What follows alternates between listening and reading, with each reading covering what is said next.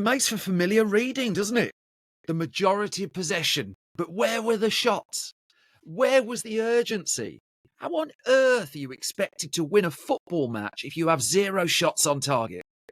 Yep, I've been reading the comments from Portsmouth fans. Blues 4, Portsmouth 0. My name's Simon Brew, and this is a surprisingly happy Thoughts on the Blues.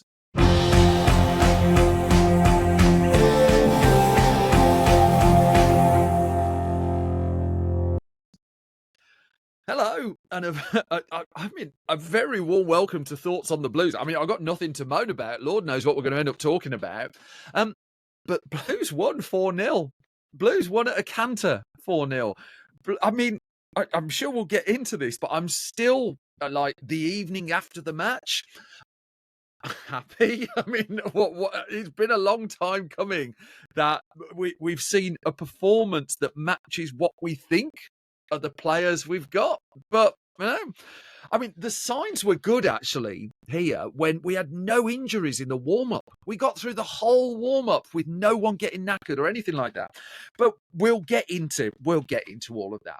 So, I mean, the backstory to this was a fairly downbeat week, really, wasn't it, to be a Blues fan?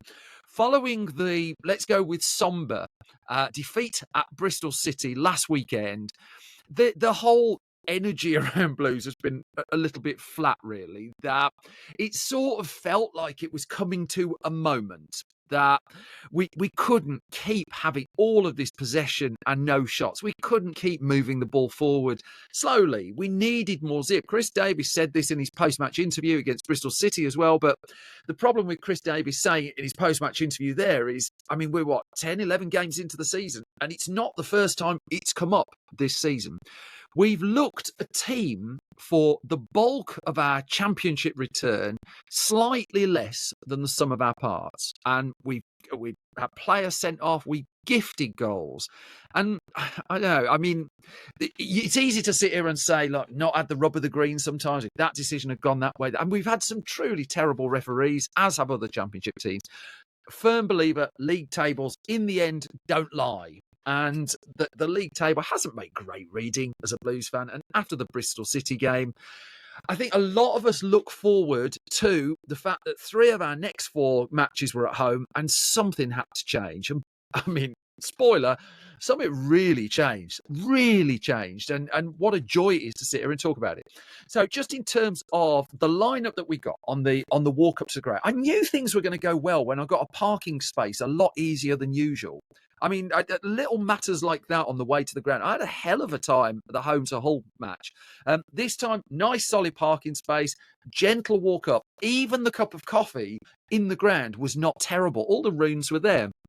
Chris Davies made 2 changes to his lineup that the surprise, the non-surprise, I guess, was Damari Gray coming back in, Mark Leonard dropping out.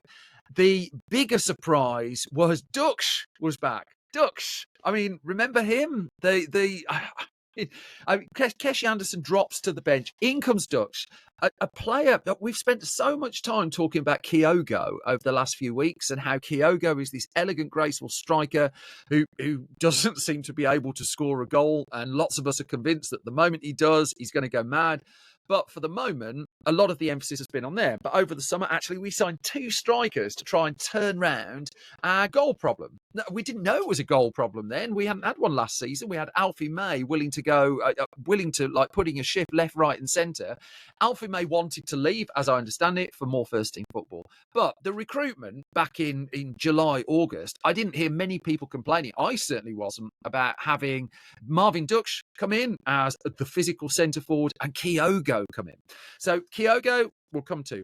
Ducksh on the team sheet was a lovely surprise. And if he stays fit, he's going to feel like the new signing he should have been, 2 months ago, really. So it meant a shuffle of system for Chris Davies a little bit. It meant Stansfield coming back from that centre forward role he was in.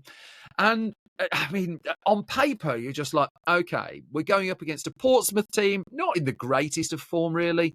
We're going a bit more physical about them. I mean, I got into the ground, about 2:15-ish, and you see the Portsmouth team lining up, and it's like a row of giants just in there. It's just like, yeah, I understand why you might have put Ducksh in the starting lineup. The talk on WM beforehand was he had 45 minutes in him. And so I don't think anyone was expecting him to last the game. But after we saw him against Swansea, a lot of us were convinced there's a player there. Is he the missing part of the jigsaw? He might be the missing part of the jigsaw. He certainly was for a long part of today's game. But so he's in the lineup. So we get into the ground, and I mean, still all the joys of just trying to get a drink out of the Blues. Once you go past, I mean, I sit in block 37. So once you go in the main entrance and you've got past the place that charges £94 for a burger or whatever it is, it seems if you put the word smashed before a burger now, you can double the price of it. Unfortunately for me, my lad really likes those burgers. I managed to stop at Greg's on the way and save a few quid. Got some Capri Suns as well. Capri Suns are great for getting past the security guards on the gate. Not that they're taking drinks off small children, but you've got to hedge your bets a little bit. Got to the snack bar just at the corner by block 37 as well, and they were having trouble with their hot water. And so there was a guy in front of me. It really tickled me. There was a guy in front of me who just said, "It doesn't matter, we love the Blues. If Blues had when we get this 60,000 stadium, something will still go wrong. We'll still do something wrong because it's just Blues. We just won't have any chocolate bars in stock." And bang on the money. The woman behind the counter looked at him and says, "Oh, we haven't got any chocolate bars today, mate." Absolutely perfect. A timing of comedy I do not have whatsoever. The coffee was taking like a year to dribble out of this hot tap, and it turned into the nicest cup of coffee I've had in a football ground for a long time. I'm all for very, very slow hot water. Also, all the runes were like pointing in our direction. Go into the gents. We're going a bit niche here. Go into the gents of block 37 as well, just down there. And there's a sign that says hot water tap over the tap that ostensibly is supposed to deliver hot water. Today was the first time in a year and a half I have had hot water out of that tap. I'm not a superstitious man by definition, by nature. However, I mean, sometimes the gods are just shining on you. Hot water out of a tap, decent cup of coffee at the Blues. Come on, these things. Before we get into the match, I want to pay tribute as well to something Blues did to mark Remembrance Day at the start. This was the Remembrance Day match. And I mean, to be fair, the club had really pulled out all the stops here, that there was a pre-match performance. Very difficult to hear, sadly. An ongoing problem, that really. But the bit that I thought was really, really something was usually you get to the end of the year and Blues will put on screen, and it's such a bittersweet moment. The list of Blues fans who've passed over the year, and it's the one moment generally of the season where the opposition fans will clap Blues fans. And it's just a really nice coming together moment. Here, what they did, I've not seen them do this before, is they put on the scoreboard and they announced the names of the Birmingham players who had died in service during World War I and World War II. And these were names of players I'd never heard before. And I got goosebumps, really, at people standing up and just applauding those. I thought that was really something and really special. What I hadn't appreciated until afterwards is they also read out the names of the Portsmouth players who died in World War I and World War II. And, that's a really special, classy thing to do. I think it was a few years ago that we had a Remembrance Day where the bugler struggled with the occasion, I think, and I really felt for them. Here, I think the sad thing was it was just let down by the PA system just a little bit.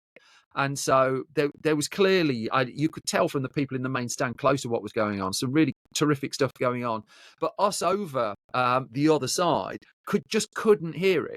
Just couldn't hear it. And as much as there are improvements going on in the ground, there is this there's still this issue that you can hear the pre-match DJ because he cranks it up to 11, but actually people having a conversation is really tricky.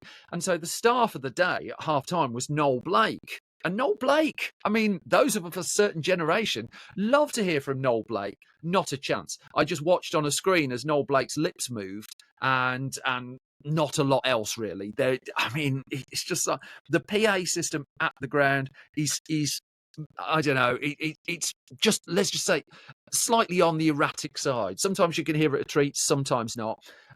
That notwithstanding, I did think, on the whole, the Remembrance tribute was really, really classy. Really classy. I really respected the fact that the Portsmouth fans also stood up, clapped, and it was just a real coming together.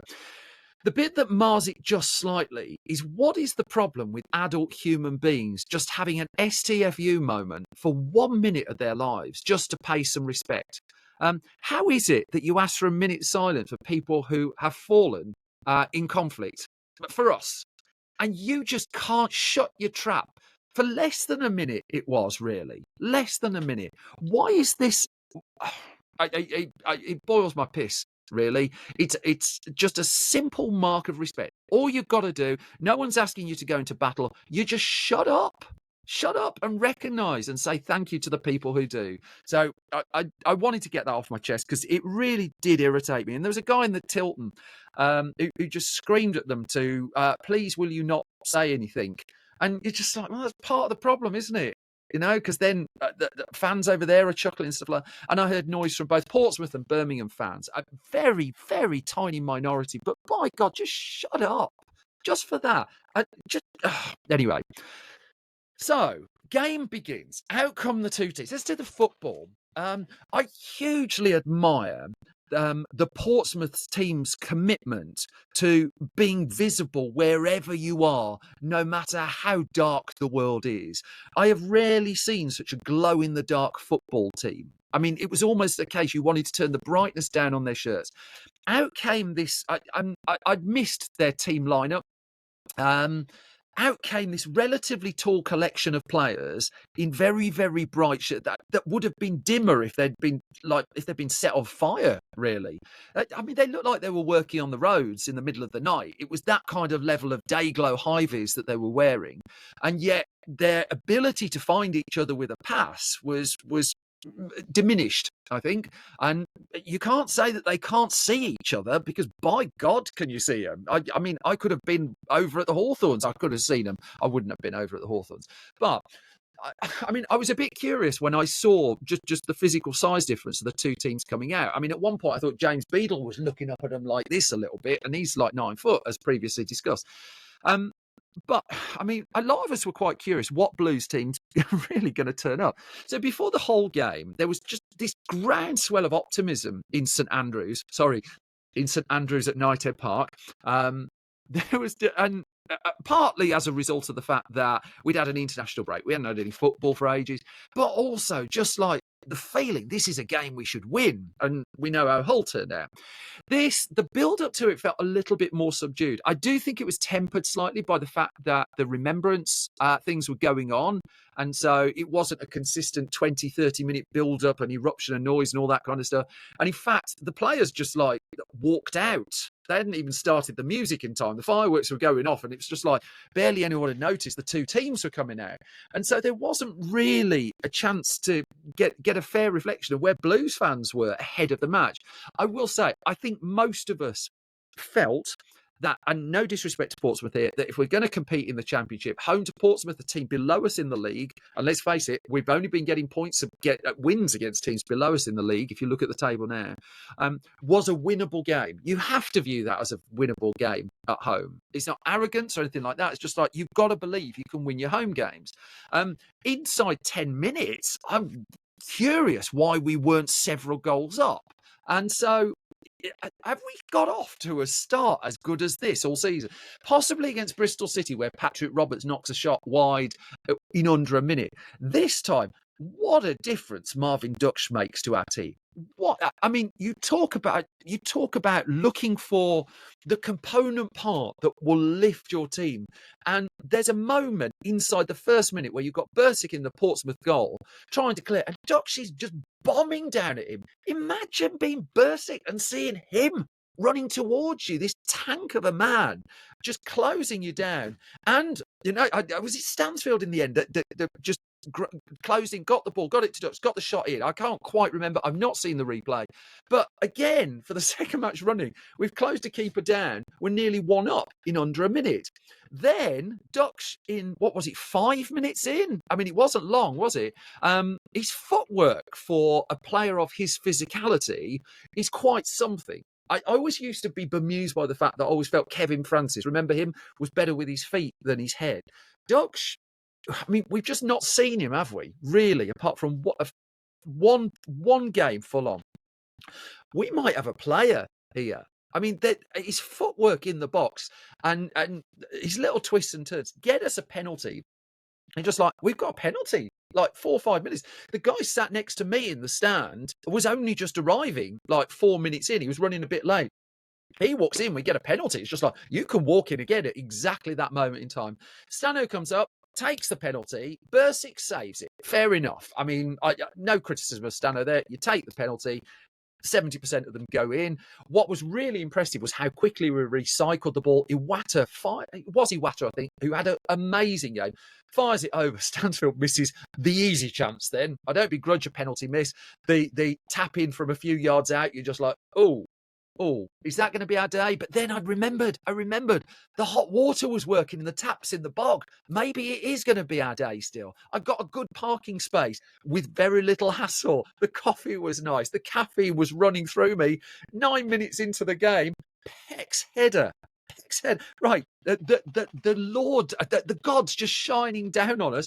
We score from a set piece, and then amongst a whole collection of Dayglow players who, I mean, just have come out of like Giantland or something like that. It's like one of the borrowers pops up and does a header in.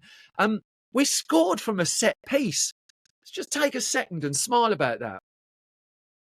We scored not just from a set piece, but from a well-worked set piece that Davis confirmed afterwards they worked with on the training ground. Peck's header was sublime. I remember Djukovic used to stoop and get those headers in. I mean, Peck's was just almost like 18 yards out, wasn't it? Just precision, brilliant. 1-0 up, and I mean, you're just like, this really might be our day, mightn't it? And I was watching, when I first saw like the Portsmouth players came out, it was just like going to school on the first day and seeing like all like the fifth formers and just like all the school bullies and stuff like that. That, you know, that kind of perception of like all the big fellas and stuff like that. You're just like, oh God. Turns out they all cry when you nick their dinner money. I mean, they folded really, really quickly. And for a long period of the first half, I mean, it was a miracle that it just stayed at 1-0. And I mean, it wasn't that we weren't going for it. We just looked dangerous. The zip was back. The passes forward were back. Patrick Roberts looked great. I mean, he came off at 45 minutes, and I don't know why. And I hope it's not injury, because he is a real player for us. It's also interesting that Doyle and Peck as the holding midfielders were gelling really well. Iwata as a right winger. How many times did he make the overlapping run, find himself in loads of space, and then put in, get this, a good ball? I mean, what is this madness? Where's this been? I mean, what? Didn't he get the memo? That we just consistently looked dangerous. We were having shots. We were working the keeper. And you kind of sat there in the stand where I am, and just like, you're waiting for the bit where Portsmouth come at you, because you never have 90 minutes of dominance, and certainly not in the Championship, I don't think. And this was the really interesting bit. So we're going to talk about like the other goals in a minute. But the crucial bit for me in the game was the 15 minutes before the halftime whistle, where Portsmouth really come into it, where you're thinking, oh, God, here we go. The fundamental difference here, and I recognise straight away, we are a lot more solid with the Nyman and Clara duo at the back. That partnership is working and causing me a lot less stress than Cashin and the sadly suspended Jack Robinson. And so you've got that. But Portsmouth then, Pegasus, and we sat back a little bit, really. We did let them come on to us, I think. But the way we handled it, I thought, was terrific. I thought the bomb scares were missing. You know, they were getting in positions, but we had defenders in there making the blocks. We were stopping crosses, and I just didn't think they looked that much of a threat. So there's two theories for why that is. We're playing well or they're playing badly. Or there's the third, which is a bit of both. I certainly saw that we were playing well. I'm not as familiar with the Portsmouth team as some of the championship opposition we've got. I mean, we've not even played them in the league for over a decade. So I don't know whether this was them on a good day or a bad day, whether they were bossed out of it, whether they didn't turn up. What I do know is they looked toothless and they glowed in the dark. That 15 minutes they had, and they should have done something with it. But our defending was terrific. You have Beadle and Clara going at each other. The standard was back up. Go back to the Sheffield Wednesday game. I think that's an interesting parallel. Sheffield Wednesday, we take an early lead. And after 25 minutes, we relax our grip on the game a little bit. The difference was we then gifted Wednesday a goal. I mean, we wrapped it up in a present. We put a bow on it. We did a little gift tag. We put it 48-hour delivery. We went the works with that. We gifted them back into the game. We did not do that with Portsmouth. Portsmouth could come at us, but, I mean, did any of you think they were going to score? I mean, they just didn't look like a threat. I didn't realise until he went off. They had John Swift in their lineup, the ex-Albion guy who always seemed to do a bit of damage against us. You just wouldn't have noticed. They could have had Bagpuss in there. You just wouldn't have noticed. They were passing round us, certainly. They were trying to switch the ball. Their comedy long passes were great. I mean, the number of throw-ins we got off those was very, very much appreciated. But I just felt we looked really solid. And so we didn't even have, there was one point where the ball went over the top, a la the Bristol City game. We had two players on it. We looked like we were dealing with it. It was just like, oh, okay. And so in the midst of it, we then have, we get to half time, 1-0 up, in good nick. And the Blues fan in you is just like, we've seen this go wrong lots of times. One good team talk from the opposition, one slip in the box, something silly, who knows. We bomb out again in the second half. Wasn't that great to see? I mean, notwithstanding the fact that we were supposed to have enjoyed an interview with Noel Blake that needed subtitles, such was the PA, it was just the consistency of the performance throughout, even before we get to the goals, was a joy. We come out in the second half and it's just like, we're just going for the throat. This isn't the Blues team of last year that was quite happy to walk off a pitch, winning by the odd goal, and we were very good at that. Here, we were 1-0 up and almost looked offended that the opposition was still in the game. Portsmouth fans as well, I mean, quite a lot of them stayed to the end. I respected that. A lot of noise at the start, but as their team got more and more outplayed and they went through the "Where were you when you were shit" song, I mean, just right there, still in the same seat. I've still got the scars. I can tell you all about it if you really want. But there was a good chunk of their support that sat it out right to the end. So no quarrel with the Portsmouth fans at all. And also the fact that they all applauded at the start during the remembrance stuff, I really respected that too. But it can't have been a lot of. It was like watching the Blues a couple of weeks ago, watching that Portsmouth team. And it was, I mean, what was it? 11 minutes into the second half, after we've had a couple of good efforts. I mean, Damari Gray misses. I mean, easy to gloss over given the score, how the score turned out. We've already missed a penalty by this point. Damari Gray, I think it was Stansfield, knocked the ball over, just swipes wide from what must have been just a few yards out. That should have been two. And you're just like, we can't go back through this whole missing them. What was different from the Bristol City game is the shots weren't sailing over the bar. I mean, we had a couple like that, but we were getting close to the goal when we were putting the shots in. We weren't trying to score the perfect goal. We're quite happy to score the ugly goal. Who remembers that playoff game against Watford where it goes in off Dele Adebola's arse? We were happy to score that. We just wanted goals. We clearly worked on the set pieces. In comes a corner. 56 minutes. Portsmouth's defence not great with corners, and Iwata's touch at the near post, sublime. I think he had another chance to score as well, where he was stopped by Bursic in the Portsmouth goal, who oddly didn't have a bad game, even considering the number of goals that he shipped. Iwata's header, I mean, it was just great. It was just breathe out moment. It's just, we're actually going to win this. I know there's this whole thing about 2-0 as a dangerous score, but you looked at the Portsmouth players and they just didn't look up for the fight. You consider how far their fans had to travel to stand and sing songs about what a terrible place Birmingham is. You just want 10% more fight out of your players. I just didn't see it. uh, on the flip side of that, I just think we bossed them, though.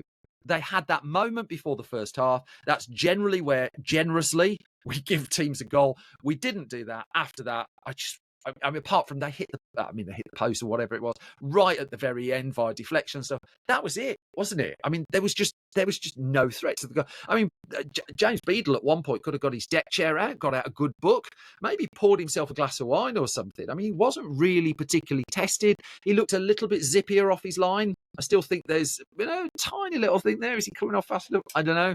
But clean sheet for him. How important's that? I mean, hopefully really important. Has he had a clean sheet for us? I'm not sure he has. So there's a moment as well. Then, I mean, Clara nods the third set-piece goal of the day. I mean, have we had 3 set-piece goals all season? And then we have 3 in a match.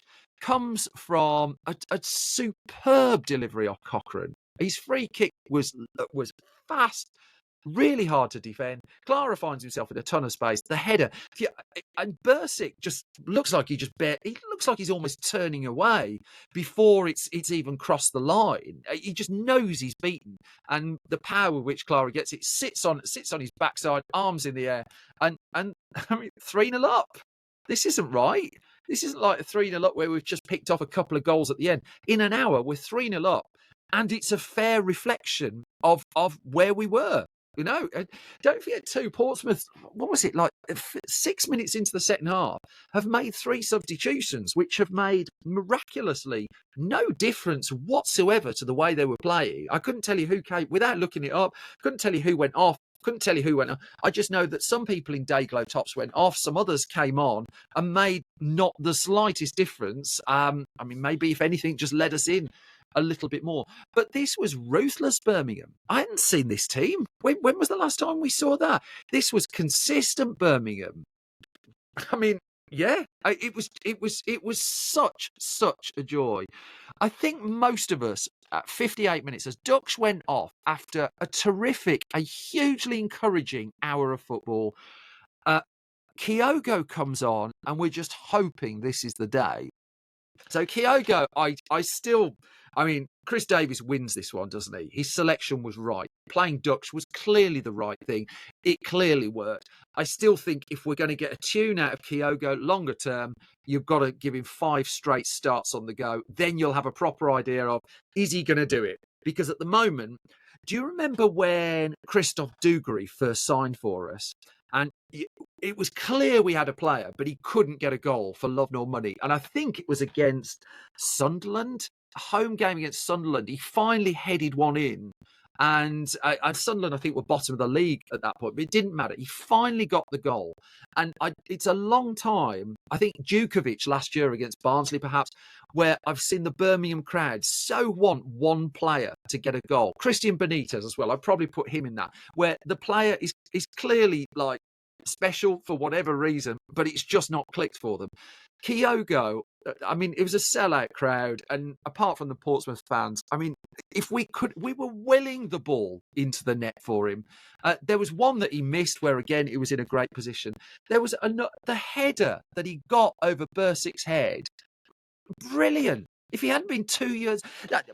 Kyogo is already in history as the Birmingham player, I reckon, who scored the best 3 in a row disallowed goals. Name me another player who scores disallowed goals to this standard. The problem was, I mean, obviously they don't count. And for a split second, it looked like he got his goal.